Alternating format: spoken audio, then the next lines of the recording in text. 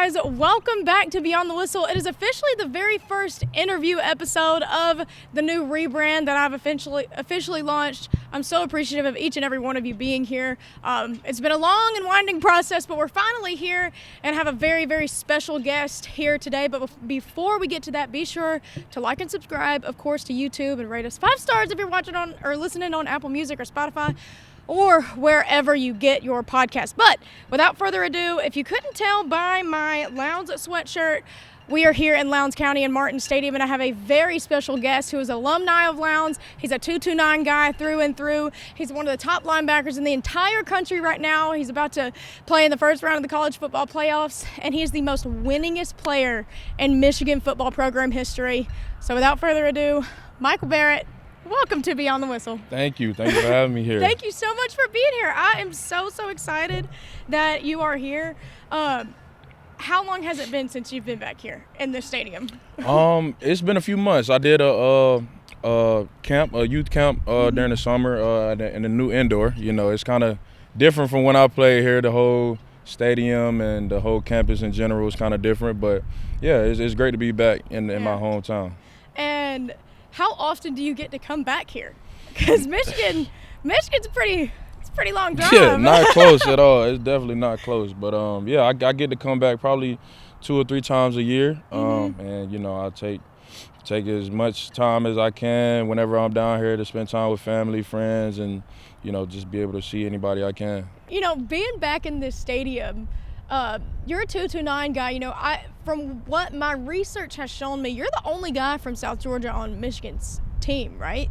We have some North Georgia guys, some guys from like Grayson, Marietta, things like that. But yeah, only South Georgia guy that's been up there for sure. How does it feel to be back in the warmth when it's literally Christmas Eve and it's like almost 70 degrees outside? It feels great. You know, whenever I'm talking from people from down here, they're like, man, it's getting cold. Like last night, everyone's like, man, it's cold out here. I'm like, y'all don't know the half. Like, it would literally be like 20 degrees right now where I'm from. So. How was your first, I guess, snow experience in Michigan? I bet it was such a culture shock. No, it's crazy because, like, I feel like I got jinxed because everybody, like, right before I went up there, everybody's like, yeah, like, you got to be able to handle the winter. You got to be able to, you know, get a coat, yada, yada.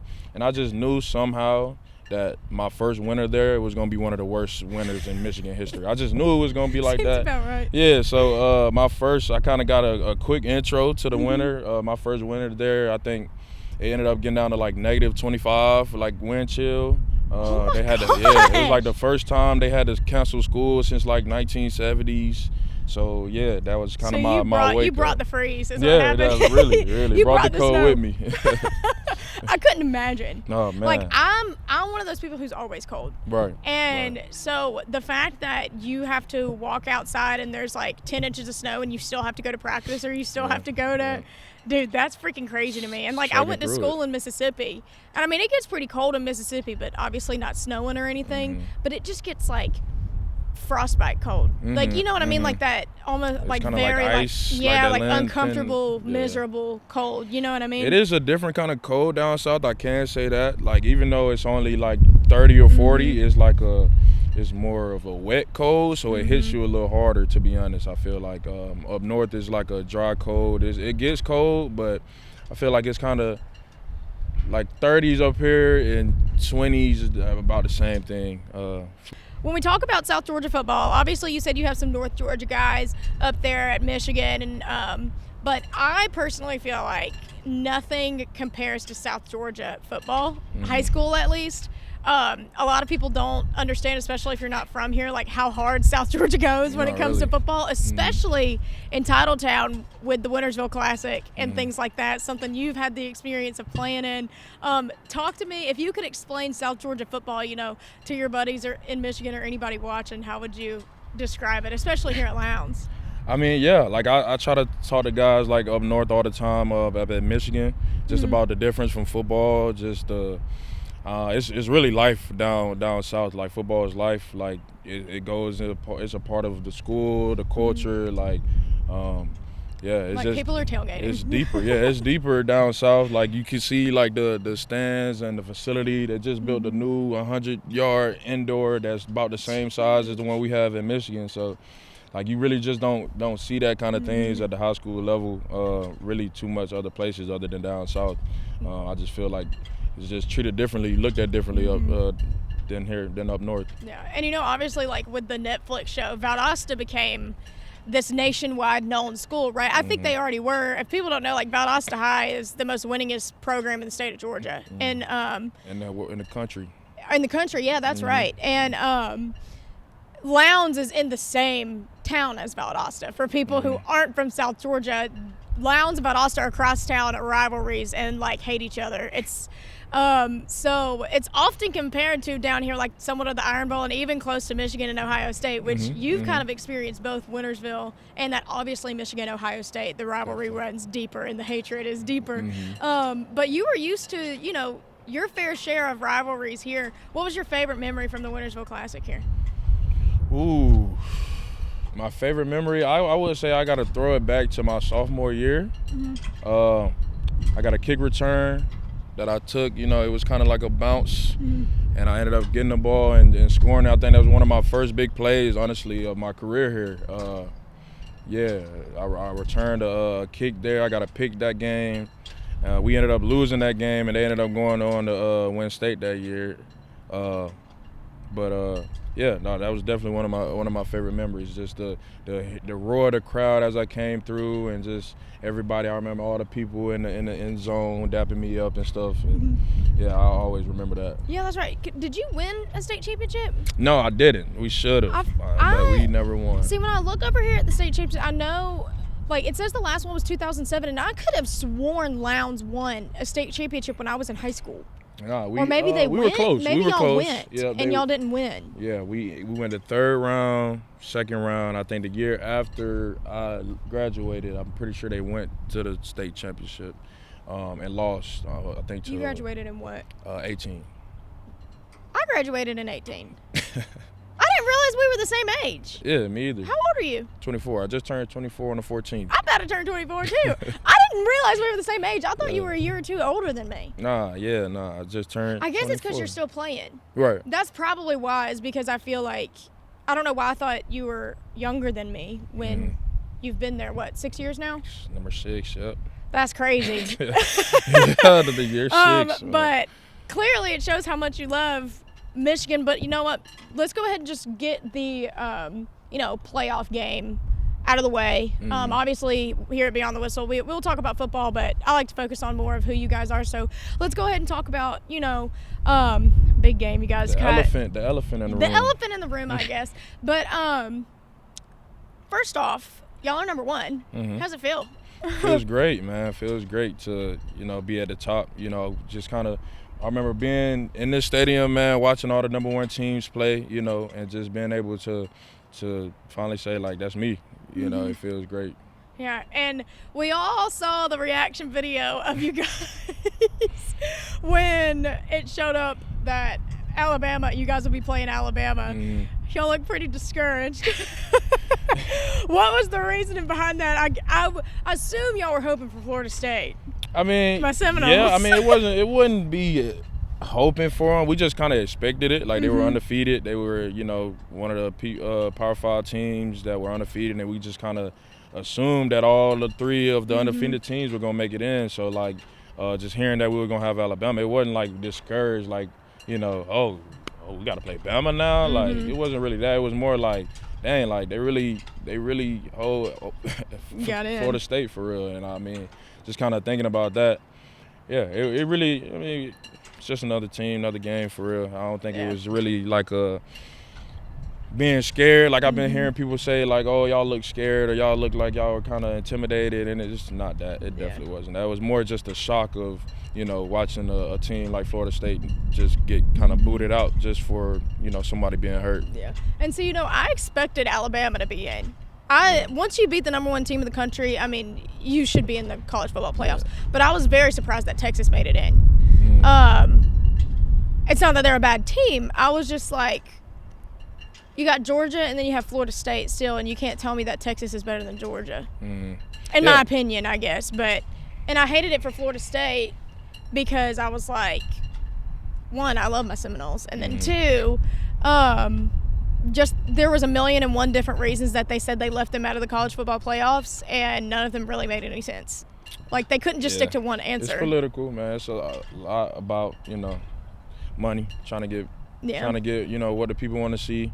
I feel like that's kind of was the ultimate decision-making, point. But, I feel bad for all those guys over there, the nose, that got kind of left out of the conversation, the CFP conversation. But on to the next, got Alabama coming up. And I think we're definitely ready to go play that game. I'm glad I got to come back, spend some time, get my mind off of football for a little bit. But, it's always going to be in the back of my mind, end of the goal. Our goals for this season, go win a natty, they in the way, so. And you've never played in the Rose Bowl, have you? No, I haven't. Are you excited? I know it's such a historical, stadium and such a historical bowl to play in. So what are you most excited about going to Pasadena?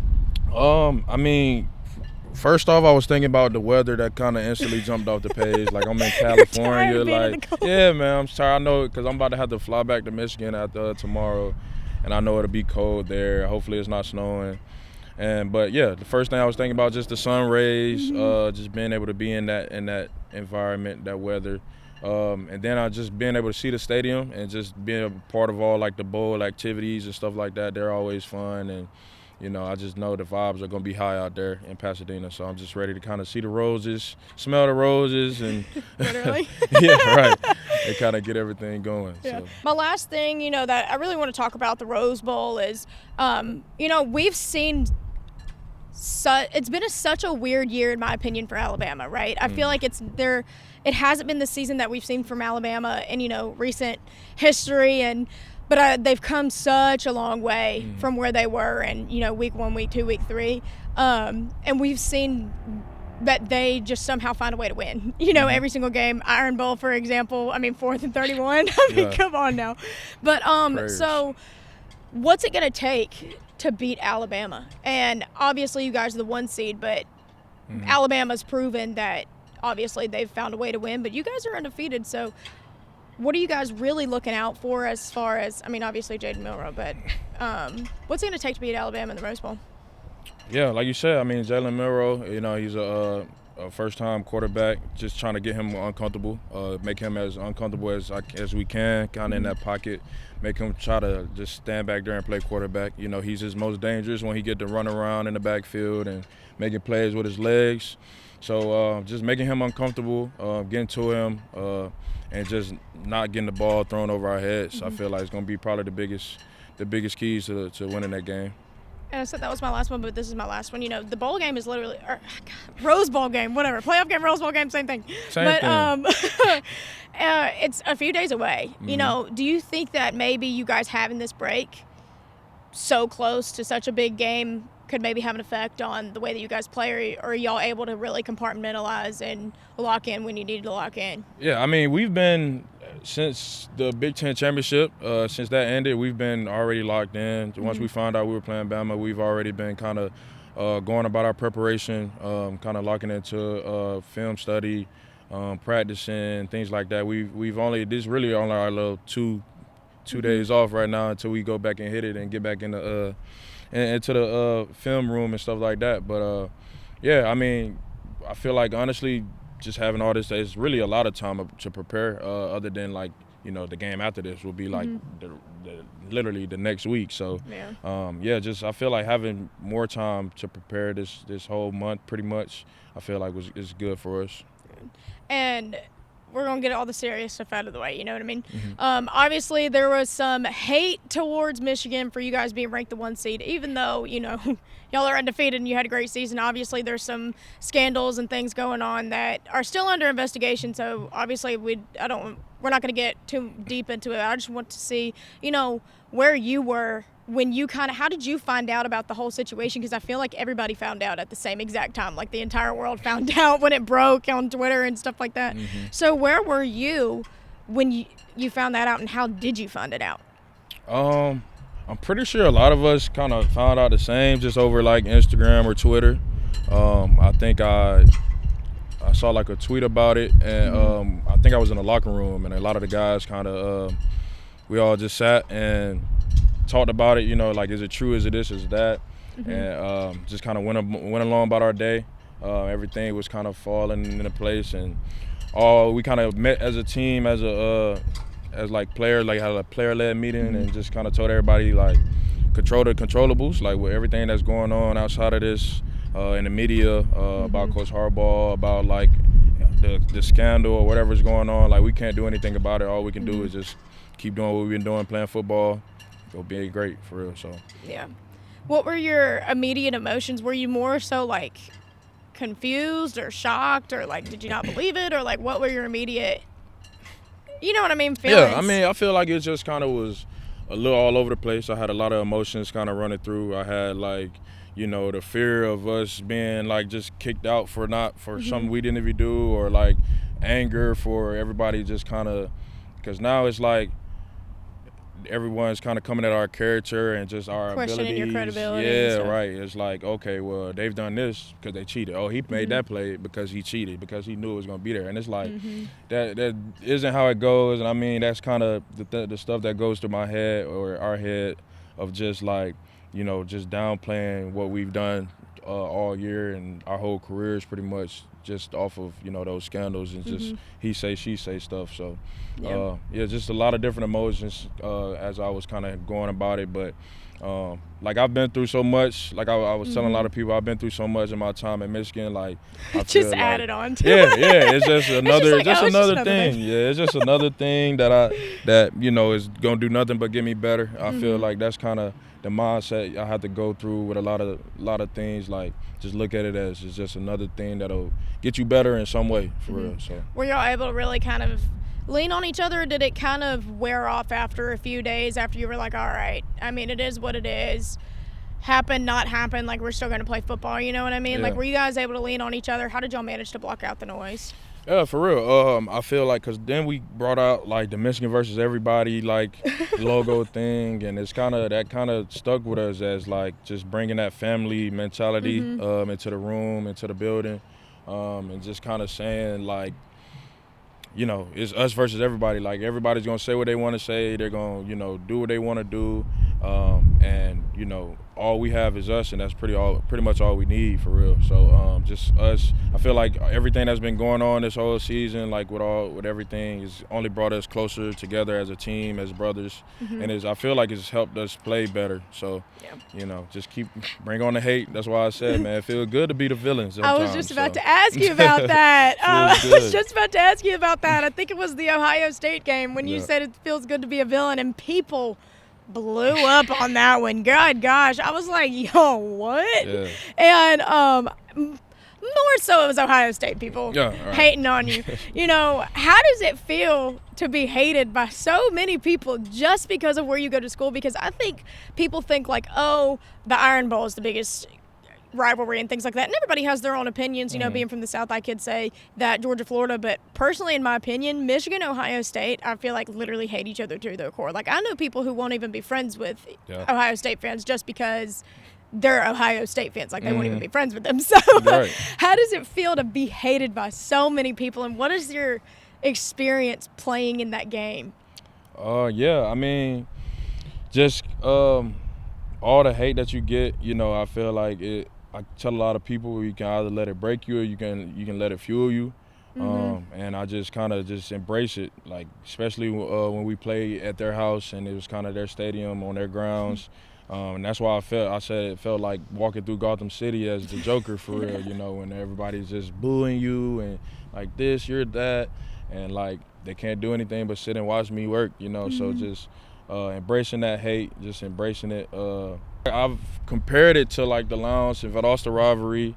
I feel like they kind of run together, like just the hate between the teams and just like how far back it goes, and just the winningest of college and the winningest of high school. I feel like they relate a lot, just the fans and the experience of it. I feel like it relates or correlates closely together.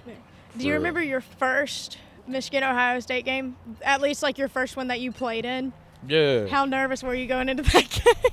I feel like you don't get nervous, but I don't know. A game like that. Yeah, no. I mean, I honestly feel like the Wintersville Classic kind of prepared me for those moments. I feel like, just the intensity of the crowd on those kind of games, I feel like it's hard to compare for real. Like I said, like football is just looked at differently down south, so like the fans are into it more. Like they kind of know what's going on a little more and kind of cheer a little harder, stand up, and just a little more. And I feel like just that game of Ohio State and Michigan, I feel like they're real similar. A little sense of a little sense of home. For sure. A little sense of home all the way up there. All it's missing is a little black and gold, man. But. Yeah. Well, now that we've kind of got all the serious talking things out of the way, now it's time to get to know Michael Barrett. You know what I mean? I know obviously you've done a lot of stuff with the media, but it's different being here in your home field, especially with since I know exactly where you come from. Like now my dad coaches here, and I've gotten to embrace the culture here at Lowndes, and the concrete crazies literally go nuts. Like for people who don't understand, like this stadium fits 12,000 people in it. And it is packed out every single Saturday. And but let's talk about you growing up in Valdosta. What were you like as a kid? Were you the weird kid, or were you just? I mean, it depends. It depends on kind of who you were. I feel like I kind of, if I got comfortable enough with you, like you saw like the goofy, crazy side of Mike. But like if you just kind of looking at it from the outside in, like you would just think I was probably one of the most quiet like people you ever seen. So it just kind of depends. I feel like I just was the guy that was kind of always around people. People always kind of just wanted to be around me. I feel like I was kind of the jokester, maybe, of the one of them. I would say I got a lot of friends. I always surround myself with funny people. So, I would just say jokester, laid back, pretty much the same as now, just a little younger. Yeah, but where could we have found like Little Mike outside of sports and outside of school? Outside, for real. I ain't gonna lie. Outside, just running around. I'm from the country, so I probably was on a 4-wheeler dirt bike, something like that. Probably on a trampoline, playing football. I mean, although like outside of football, I was always doing something with football, either playing in the backyard with my cousins or something like that. Or, we were just getting into something, always on 4-wheelers, dirt bikes, golf carts, things like that, honestly. Yeah. I am terrified of 4-wheelers. What? I'm now I like sometimes, but I got thrown off of a 4-wheeler once, and my cousin had a really bad accident with 4-wheelers once. Did you ever get into a 4-wheeler wreck? Because they're the worst. Yeah, they scare me because you don't have a seatbelt on or anything. Like other ATVs, I'm fine with, but 4-wheelers, they scare me. Yeah, I feel it. I mean, you just got to be able to handle it. I mean, I've seen some accidents on 4-wheelers too, but yeah, as long as you know what you're doing. Like I know I ran into a fence once. My sister flipped one of them. So yeah, you just have to be careful, honestly. Yeah. And when did you really get into football and start really taking football seriously? Did people know, like, since you were a kid that you were going to be, where you are now? I would say so. I think the Little League, I kind of was that guy. No, just playing. He was him. I was kind of that guy in Little League. No, I'm just playing. I mean, I always knew that, football was going to be something I would be able to do. It kind of was where would I, or like what would I play? I remember like playing quarterback just because one of my friends said he was gonna play quarterback, kind of coming into middle school. Like I'm like, yo, like what position you playing? He was like, I'm probably gonna play quarterback, and I'm like, I might do that too, like And so I just did that like for the 6th grade team, and then I was just playing quarterback and linebacker for both teams. On both sides of the ball. And I started going to camps, I think, around like 9th or 10th grade. Got my first offer in 10th grade. Started taking it serious from there. Who was your favorite NFL player / NFL team growing up? Ooh, I was a Baltimore Ravens fan growing up. Really? Yeah, Ray Lewis, man. Big on Ray. Ed Reed, like their defense just was crazy to me. Reggie Bush, I used to love watching him growing up. As far as quarterbacks? Because I know you played both, so. Right. I mean, let me think. Back then, Tim Tebow, Him. He's yeah. the only player for Tim Florida I will ever root for. Tim Tebow, Cam Newton. You know, I was a Florida fan. I grew up a Florida fan, so watching Tim Tebow, watching those back in Mike, back in the day. Decisions. You know, so no hate whatsoever from over here. But and this is just a random question.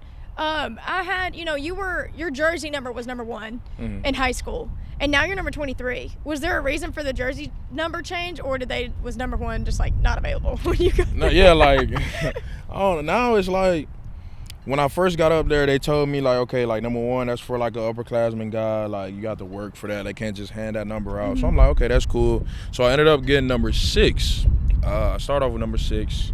And up until like the first game of my freshman season, because we had another guy who was number 6 that was an upperclassman. And so the first game we go in to play Notre Dame, and like I'm kind of looking around the locker room, kind of trying to find my number, see where I'm at. And there it is, 38, Barrett. And I'm like, 38? Like, what do you mean? Like, what's going on here? Like, I was 6 for the whole off season, like. And like the whole time practice, like, and I just walk into the game, and it's like, okay, new number, 38, and I'm like, okay. So I had 38 for a couple games. That's such a random number. A random number, random. And I think I might have had it up until the end of that season, and then the next season, I switched to 23. And I didn't realize that you had switched so 6 much. to 23 like I'm LeBron was my caption. See, I figured 23 had some sort of significance. I was thinking either like Michael Jordan, like comeback era, you know what I mean, or like LeBron. So I was like, it has to have some sort of significance. So that's why I asked you. I didn't know that you had gone through like 4 numbers. You went through 4 numbers, a million different positions. 6 positions, 7 position coaches, 2 defenses. Jesus yeah, so Christ, Mike. Like I said, man, it's been a lot that's been going on. You only can control what you control. Yeah, and so let's talk about, high school. Obviously, you were recruited, I feel like, for so many different positions for multiple different schools, right? Or were you recruited as one position for all of your schools that had offered you? Because you had other Power 5 schools offer you. I had I had some offers at quarterback. I had a couple for linebacker, a couple for running back. I had like 2 or 3 for like cornerback and safety. And a lot of them just was kind of like just athlete.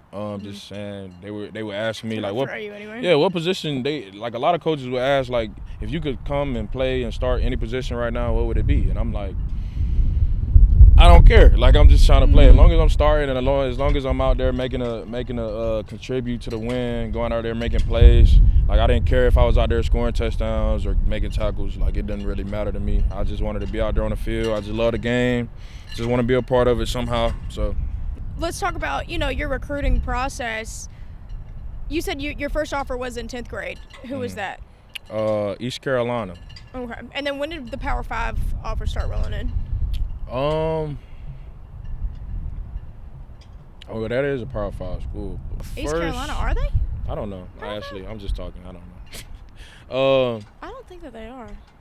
Maybe not. Maybe, I don't know. Y'all honestly, don't attack us. My bad. Don't attack us. I don't know, man. I don't know. I'm sitting here thinking, I'm like, I don't know. I don't know. I know they D1.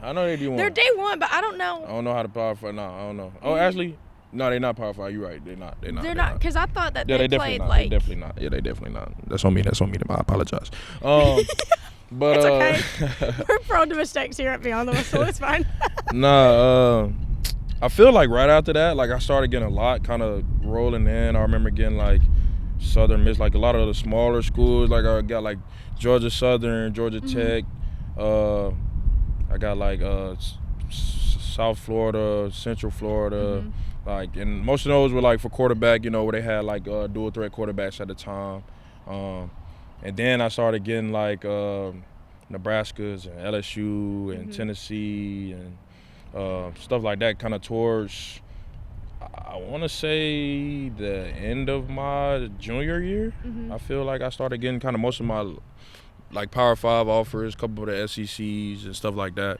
But yeah, like once I got one of them, I feel like it kind of just rolled from there. Yeah. So. And, obviously everybody was interested in you, but what were you looking for in a program? Ooh, that's a good question, actually. Something that felt like home. I feel like somewhere that I felt like I fitted in. I didn't really, like I said, I didn't even know where Michigan. I couldn't point Michigan out on a map when I committed. We basically belong in Florida. Yeah, like, so that's how close we are to the Florida line right really, now. really. And so when you said something that feels like home, I'm like, I hope you're not talking about the weather, Mike. No, right, exactly. No, it definitely wasn't the weather that felt like home. It was just more the coaches and stuff that was up there, a couple of the players that I got to meet. I feel like I kind of fitted in a lot. A lot of the coaches, like as soon as I got up there, left though. But it's just kind of how it works in football. It's political. You never know what's going on. It's all a job for real. So you got to go what's best for you, what's best for your family, and And you and your family, like y'all are pretty close knit, aren't y'all? Y'all are a close family, but are you the youngest of 3 sisters? Oh gosh, Only I know boy. your mama loves you. Only boy. I know you get that special treatment. My brother's the middle child of 2 girls, and he gets like princess treatment. But something like that. Every now and then. Mama's boy probably is what you are, I would assume. But like which is totally fine. But obviously family has to do with where you go to school. In a sense, I know that your family, they would say, obviously wherever you want to go, you go. But what was their reaction to you wanting to go all the way to Michigan? My mom told me she cried after I called her and told her that because I was at school. I was at school when I called the guy, my coach from Michigan, and I'm like, yeah, I'm gonna commit. I'm gonna go to commit. I think I'm ready. And then I called my mom right after, and she said like, she just was in shock when I called her and told her that because it was either Michigan or Georgia Tech. And so she was thinking, like, he either going to be kind of close or far away. Or, like, across the country. Yeah, right. And so she just kind of said she was shocked at the moment when I told her. And, just like you said, like, having a family that's so close. Everybody grew up, like, literally in the same neighborhood. Like, my cousins stayed, like, 2 houses down from me and right across the street. So just kind of going from, being that close family to moving so far, I feel like that was kind of a big transition at first, but now they're up there about every other weekend as a big group. So it kind of, that's their second home. Yeah, I bet it's so much fun, having your family that's up. Because I was just about to ask you, like how often do you get to see them? I know during football season you get to see them quite a bit just because they're up there for all of your games. But in the off season and stuff, how is it then? Do you get to come home more? But I know you guys are still, obviously you got class and you got workouts and you got everything else. So do y'all see each other as much in the off season? No, not as much during the off season. We will have like more breaks to where I could come for like a weekend or something like that. But during the off season, like we'll have more free time from football, but we'll still be in classes and stuff like that. So that's kind of where the scheduling kind of gets jammed up. But I mean, kind of during the summer, I feel like we get like a month to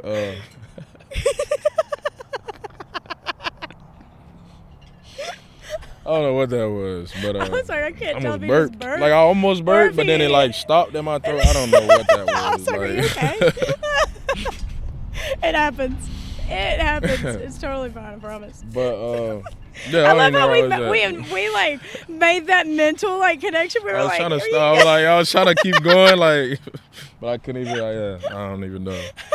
How was it when your parents left you, in your dorm for the first time?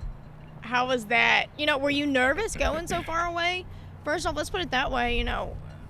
Yeah, I mean, I didn't know what to expect, to be honest. It was kind of new for me. I feel like that's kind of what drew me there too. Was just like something different. Right, just being away from home, away from the norm. I would say I feel like a lot of people who kind of came out of here went to like Florida State, went to like Georgia, kind of stayed close to home, and just being away, seeing new things, being somewhere different.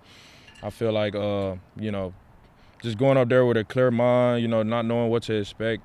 It was kind of nervous, but like I stayed with my roommate Ronnie Bell, he was a receiver. So like kind of everybody who I was with was like on the football team. So I kind of got that close knit with those guys early on. And I feel like that kind of helped a lot with just not being with family, just kind of having some other people there, friends and stuff. Yeah. Who was like I feel like the answer to this is your first roommate, but who was like your first like true friend in Michigan? Yeah, I would have to say my roommate Ronnie. Let me think, Ronnie or probably have to be Ronnie Bell. Yep, he was my roommate when we first got up there. He was a game freak though. He always was just on the game. We would go out and but when I first got up to Michigan, I was a receiver, and so we both were receivers. We would go and catch balls and stuff like that at the facility. And yeah, we would just always be on Fortnite together and just always having a good time. So. Are you more of a staying in, playing the game type of person, or do you like to go out, hang out with people, or like, you know what I mean, just go out and chill? I wouldn't say party guy, yeah, but I feel like I'm a little both. I feel like I can be social, but my social meter drains kind of fast. So, literally me. I'm the queen of the Irish accent. Yeah, I'm like, all right, time to go, and I will not say bye to anybody. Yeah, like my face will give it away too. Like once I'm done with it, like it's like, all right. Once I stop talking. Yeah, once I'm kind of just looking around, like, all right, I'm ready to get out of here.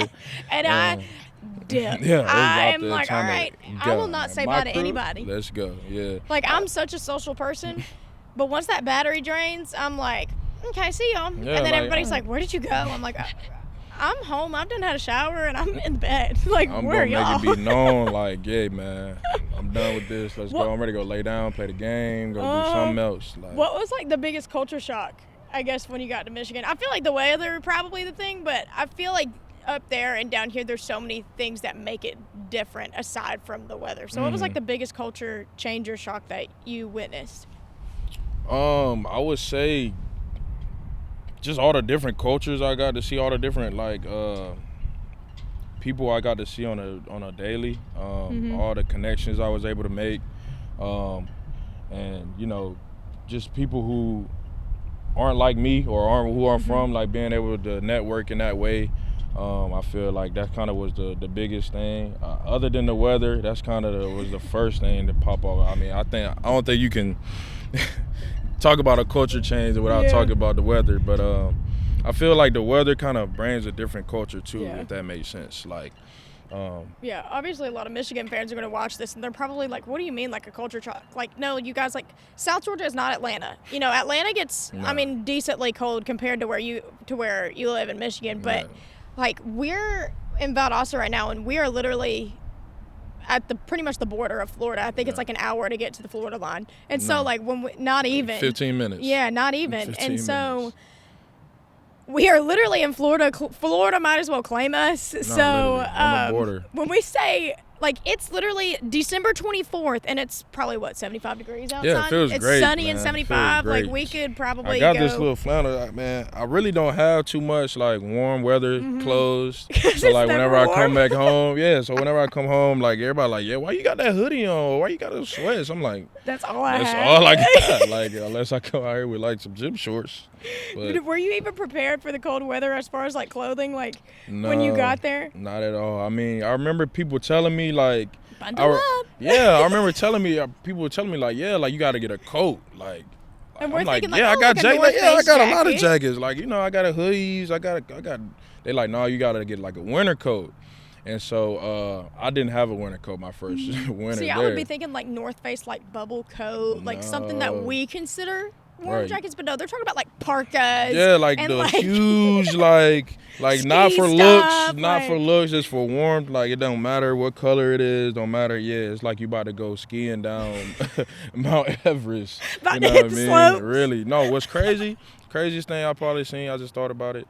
I saw people walking to class with skis on, like with skis, because it was like when the snow gets too thick, like it's really terrible kind of walking through it. But yeah, I saw people walking skis on. Oh my gosh. So like in the movies when they're literally. Right. That's what I was thinking. It's like some movie stuff. Oh my gosh. No, see, like when we lived in Kentucky, it snowed a little bit, I think, but I think the most that we were in like this, the southern part of Okay. Kentucky. I'm about to say. And so we weren't, we didn't get like blizzards or anything like that. But I think the highest I experienced was literally the first weekend we had moved to Kentucky. We hadn't even moved into our house yet. We were staying with a friend, and 10 inches of snow. And of course, like me, I'm like freaking out, never seen snow in my life, right? And literally that was the first time I had ever seen snow. And I had no cold clothes. Like, I thought I had cold clothes. Like, I had my Ugg boots, but, like, snow seeps through the Ugg boots, and it gets wet, and then you get even colder, and then it's just not, it's not suitable. So, like, I was just curious. I was like, did you actually have Michigan clothes? Like, have you experienced somewhat of, like, a blizzard type of thing yet? I won't say like a blizzard. It snowed to the point to where like you couldn't really see much, but like a blizzard to where like 10 inches. I don't think we got like 10. I think I've made it to like maybe like 6 to where like it's just been like high up, but not like crazy high. It's more like it'll snow and then get super cold to the point where the snow just stays there. Like the worst snow I think is when it snows a lot and it just gets a little warmer, and then it's like the snow was kind of like muddy. Like the slush. We called it slushies. Slush, yeah, it's terrible. Gross, man, yeah. terrible. That's, and see, like, I would like to live somewhere with the snow, but, like, then I have to realize, like, oh, like, you can't start your car because it's so cold. That's what I try to tell people. Has your car broken down yet? Too many times. My tires going flat because it's too cold. My car went crank. All kind of things like that. I try to tell people that's from down here, like although it looks nice in the movies, like, and I get that, but yeah, like it's cool to be in it and to experience it, but to live in it and to have to do everyday life things in the snow with all of it around you, like, it sucks. It does. I meant to ask you this earlier, but I want us to talk about your first start at. I know you've talked about it before, but in the days leading up to that first start, when you found out that you were going to be starting, obviously you had been waiting for that moment, you know what I mean? And then once it came, were you nervous or were you just freaking ready to go? Because your first start was against Minnesota, right? Yeah, I was ready to go. Like, I felt like I had waited 2 years under Khalid Hudson. He was the older guy in at my position. I've been waiting, learning under him, just kind of waiting for my opportunity. I kind of was just real eager, just kind of hoping I get one of those like crazy plays to go on like ESPN or something like that. I just was telling myself I need one of those, and that was the COVID season, so it kind of really wasn't as hype as I would want, because we didn't have any fans. It probably was like playing right now in front of all the like. I could not seats. Imagine doing that. Like, it was just playing like music, I would be like miserable. Crowd noises over the speakers and stuff like that. It was a bad time in football, but it was a good time. We have all me. persevered. Yeah, get through it, man. You got to do it. But and then you that had was a crazy game. Humongous play that game though, didn't you? That's probably one of my best games in my career at Michigan. Was it you forced a fumble or did you get a pick six? I got a forced fumble sack. That we ended up scooping and scoring, going to the house. Yeah, and I know too down here, like in South Georgia, everybody's so proud of you, for going and making a name of yourself, especially after all the adversity you had to go through. I mean, like you said, you went through so many different position changes. I know that, you've talked in depth about those in other places, you know what I mean? So I don't want you to, like, beat a dead horse, or, you know what I mean, or, like, continue repeating yourself. But, let's talk about behind the scenes of all the position changes. And you stayed constantly when there was so much change going on. What made you stay and realize that, okay, if I stick it out, something's going to be great, other than like hitting the portal? Yeah, I mean, I've just never really been a quitter for real. Like, I've never been a type to quit whenever like I'm down or whenever stuff's not going my way. I always kind of look at things with like a positive outlook of whatever's kind of going on. I feel like that's kind of what helped me to kind of persevere through all of that. I just was kind of looking at all the position changes as like, it's just gonna get me better at something, like when I was a running back, I'm like, it'll get me faster or to get me better at, handling the ball when I was a quarterback, like get me better at reading defenses. Now I'm on defense to get me better at reading offenses and just being a better athlete, just helping me to be better in some kind of way. And I just kind of stuck through that and kind of kept grinding through that. And I feel like after COVID, I feel like I had 2 different college careers, honestly. Yeah. Like pre-COVID and post-COVID, I feel like everybody feels like that, but about life. I feel like I had a pre-COVID life and a post-COVID life. Yeah, literally. And I'm still trying to recover from the pre-COVID or from the during COVID. I can't even think of pre-COVID. Me I can't either. even it's so crazy. weird. Yeah, and it's literally only been almost 4 years ago now. Mm-hmm. Yeah, so. And it's just so crazy how the world just changed, And during that time, the world literally shut down.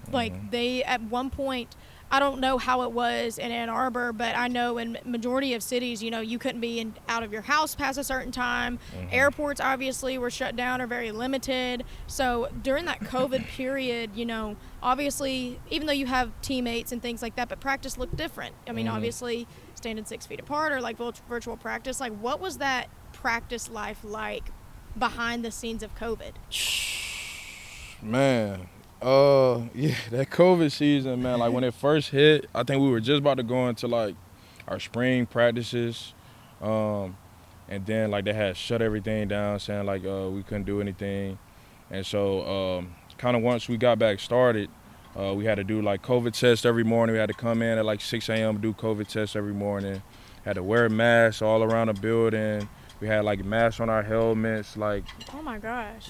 It was crazy. How horrible was that trying to play with a mask on? It was terrible. I kept taking it off. I'm not gonna do this, but yeah. It was literally not even That surprises me that they expected that to be healthier than playing without one, because I feel like restricting your breathing while you're doing, obviously major physical activity is not very smart. At all. But and then the mask, it would feel like you're getting waterboarded. Once you start sweating and stuff, you can't really breathe in it. Gosh, I couldn't imagine the smell of y'all's masks.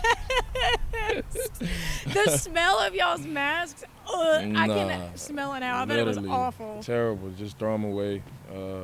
Did you ever hit I feel like COVID was a time where everybody either found themselves or kind of found the lowest part of their lives. COVID for me was a major struggle because I'm a very social person. Mm-hmm. And so having to be isolated and obviously my job is in sports, so having nothing to do and being in college, I mean, again, that took our college away from us. We couldn't go out. We couldn't do anything. Because I went to Mississippi State, we couldn't have more than 10 people in a house. And if there were, then the cops would get called. It was crazy stuff. And so it was a major struggle for me. But personally for you as an athlete, did you kind of feel that isolation at one point? Did you ever hit a low point during that? Definitely. No, definitely. I would say, the year after the COVID season, I would say, we had got a new defense. I got a new coaching staff, new position change again, and then because I was starting in the COVID year, and then after we changed position coaches, coaching staff, defenses, I moved down on the depth chart. Really wasn't playing that much. I was trying to graduate. That was my last year before graduation, so I was in 7 classes. Mm-hmm. I had a job down on campus.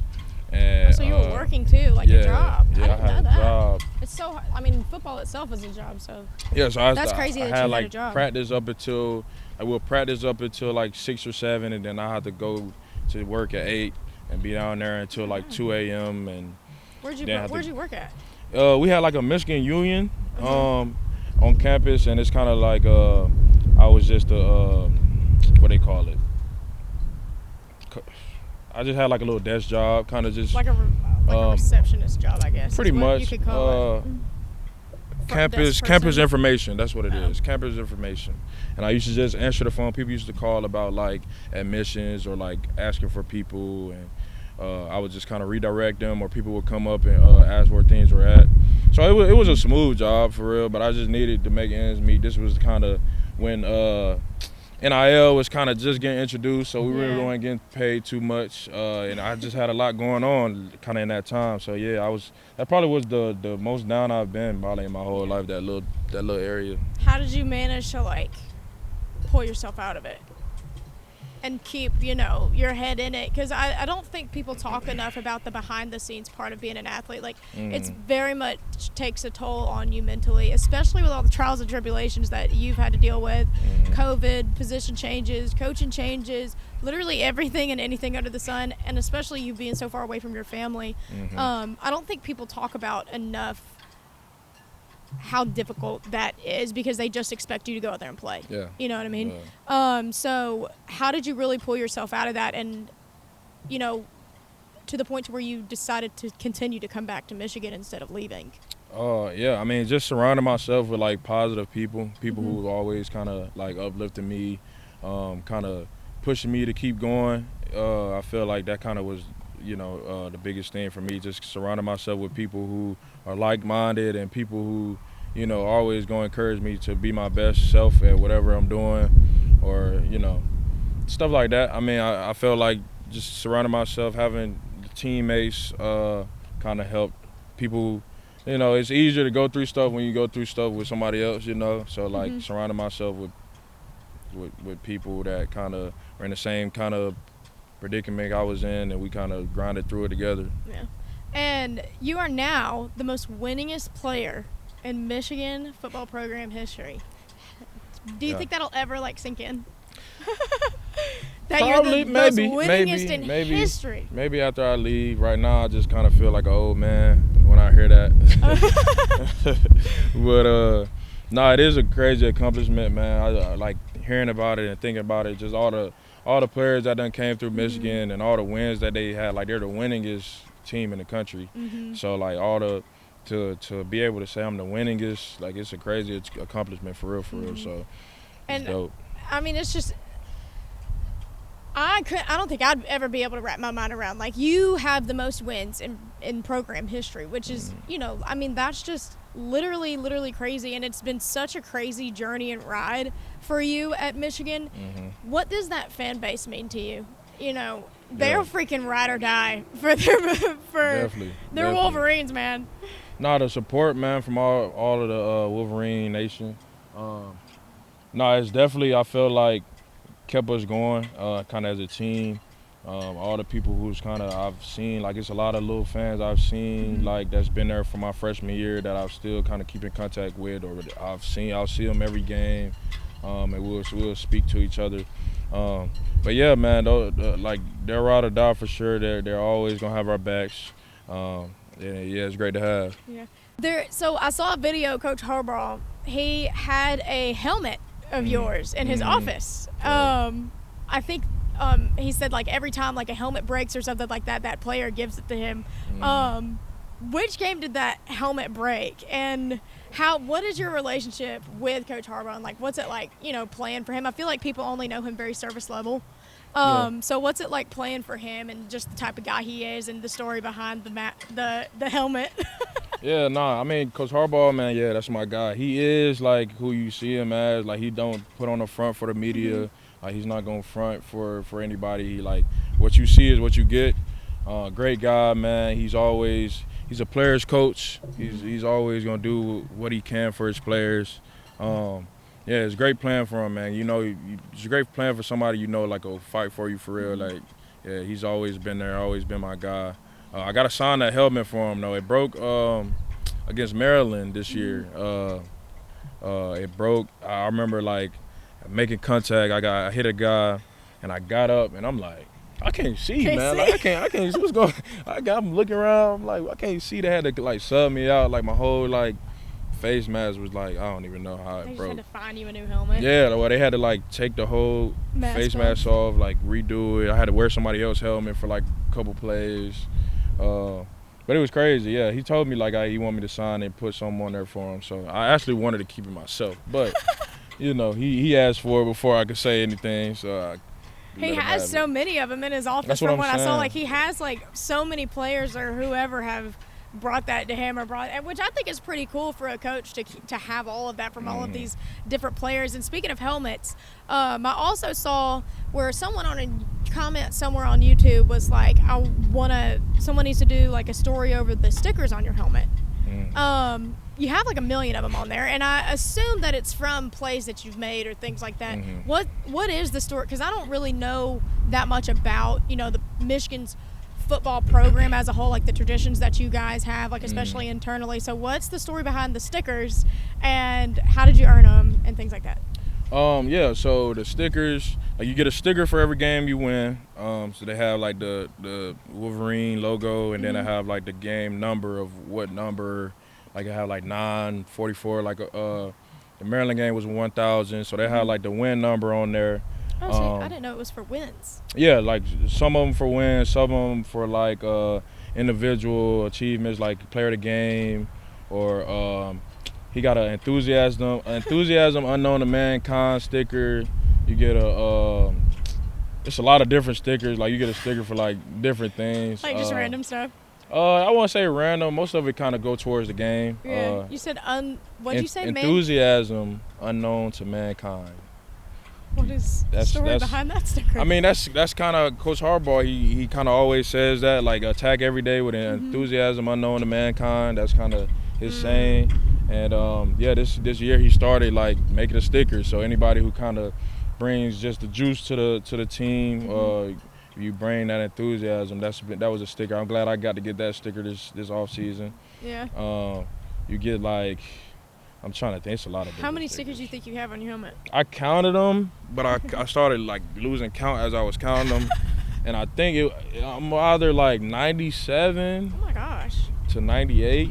Which one's your favorite sticker memory that you think you can count? Because are they just from this season, or are they from past seasons? Yeah, like it used to be. Does it start over every season? Yeah, it used to start over every season, and you had to like earn it for like accolades, like accomplishments. But now they kind of got them to where it's kind of just an overall picture of your time at Michigan for real. So it's like almost like a mural kind of. Right. So you get all your wins, you get all your like MVP stickers on there. It kind of just show you like, okay, well this is the game, like Ohio State game. This is that game. This is, and it kind of like a little moral, so you can hang it up after the season. I really love that he does that. He kind of brought like all of the old players or one of the old coaches or something, and they'll have like a helmet for them to take home and stuff. So yeah, I think it's real nice that he does that. Which one's your favorite Michigan sticker you think that you've earned? Or I guess the most memorable one out of 97. I'm trying to think. It's a lot of stickers to go through. Yeah, I'm trying to think of what, like, gotta be the game. I remember like thinking like I don't have like the game sticker. I need that sticker. So having the game, like Ohio State, the game.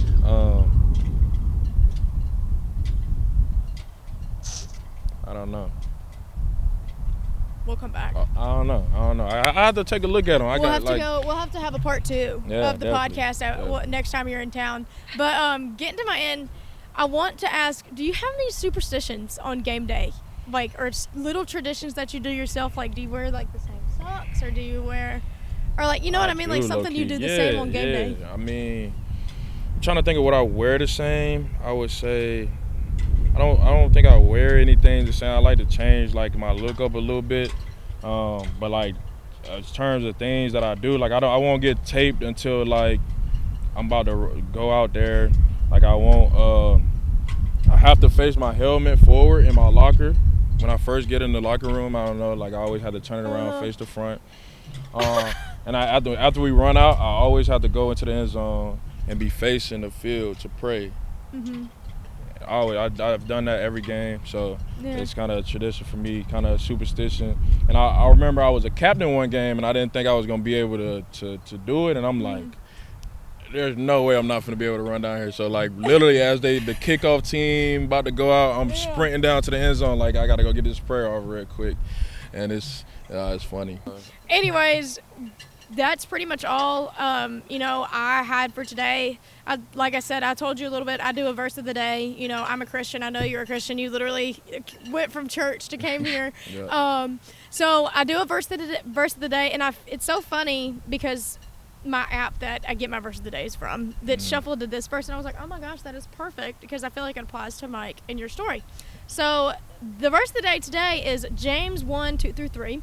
It says, consider it pure joy, my brothers and sisters, whenever you face trials of many kinds, because you know that the testing of your faith produces perseverance. That's a good one, isn't it? That's the one. What is it, James 1 James through 3? 1:2-3. That's something you get tatted.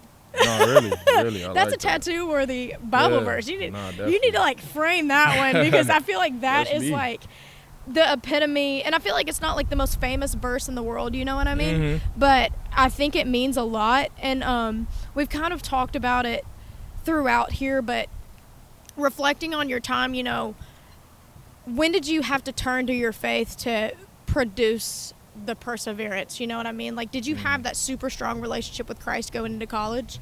I mean, I grew up in the church. I feel like, you know, my family was really real big Christians. We went to church every Sunday, but I feel like just kind of being alone and kind of finding him myself was kind of the biggest thing, you know, finding Christ myself. I got baptized last year. Congratulations! Thank you. Rebaptized. I got baptized when I was younger, but like I said, I did too. I want to get rebaptized now that I'm older and like truly understand it, and like truly like have developed that relationship. I want to redo it. But anyway, sorry. No, you're fine. Exactly. That's kind of exactly how I felt. Like I felt like I wanted to do it myself, and I got baptized before at the hotel in Indiana last year. You got baptized at a hotel? Mm-hmm. Really? Yeah, because we have like a team pastor that kind of does chapel for us. Like a chaplain or something? I think that's the proper term for it. He does chapel for us before the games on Fridays. And he does like baptism on away games and like in the hotel pool. So I got baptized there. Oh, that's so awesome. Yeah, no, it was a good experience. But where did your question start from? When did you, I asked you about the faith, and then like, when did you really start turning to your faith? Because I think a lot of the times before we're super strong in our faith, at least I know for me, I turned to this mindset of like, why me type of deal, you know what I mean? And it's like, why me when I've done everything right, and yada, yada, yada. And it's like, that's when you know the Lord is really wanting you to turn and have that true faith, you know what I mean? And believing in what you don't see yet, and you just trusting him. So when did you really decide to turn over that leaf of like, all right, you know, like I can't deal with this on my own, you have a plan, and faith is going to have to turn into perseverance in this situation? Yeah, no, like I was saying, when I was at that low point, I feel like I just was asking myself, or like asking like, what can I do? Like what, like, you know, I felt like nothing I was doing was right. Everything I did was like, regardless of was it good, like it didn't, I don't know, like it just didn't feel right, and I just, nothing was going your way. Nothing was going my way. Nothing was falling my way. And I just started praying, you know, like small prayers, just like thank you for waking me up, thank you for this, just like small prayers. And then I started getting my Bible and just started reading and praying after that, and kind of made it, especially during camp last year.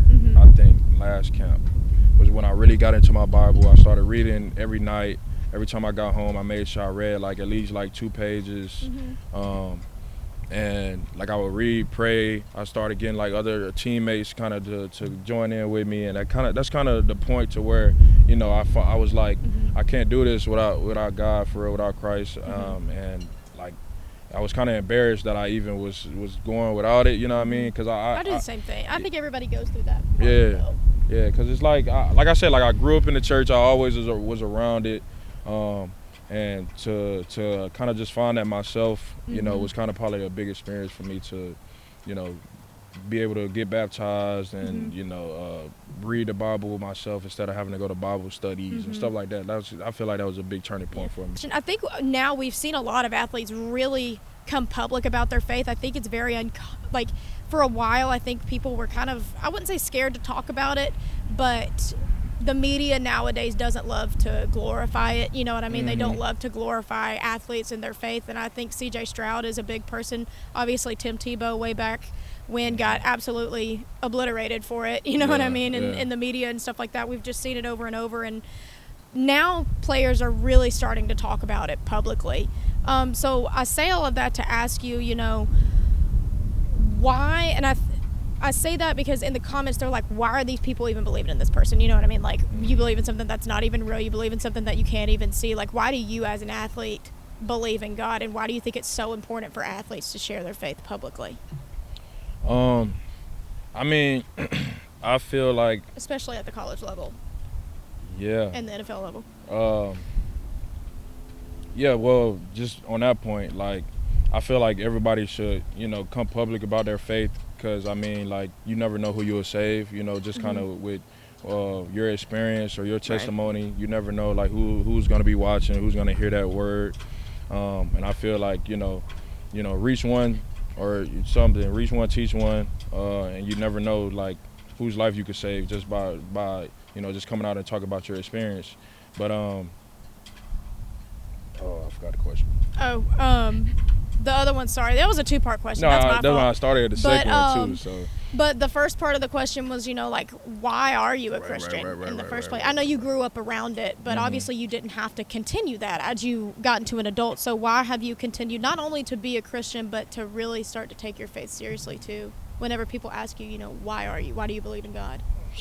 Man, because he's been so good to me in, like, so many different ways. Like, I know, like, like, you can feel his presence just because you can't see him. Just like I can feel this wind blowing on my face, blowing me over here. Like, I can't see it, but, like, you can just always feel his presence. And,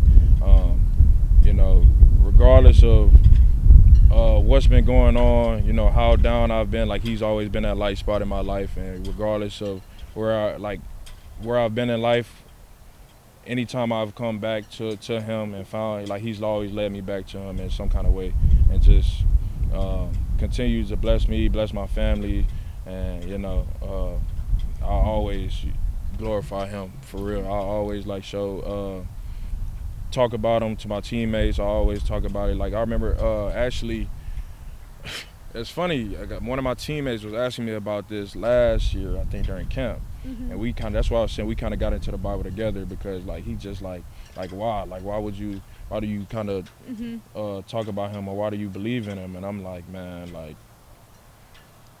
you just don't know the half, like, for real. Like, you just don't understand. Yeah, you don't know the half. So I told him, man, just start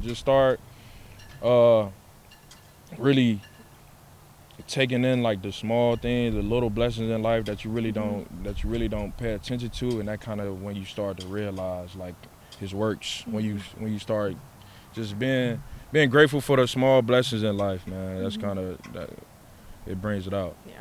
And I think too, and this is the point that I kind of am going to end on, and you can piggyback off on it if you want to, but I think it's because obviously I used to be an athlete.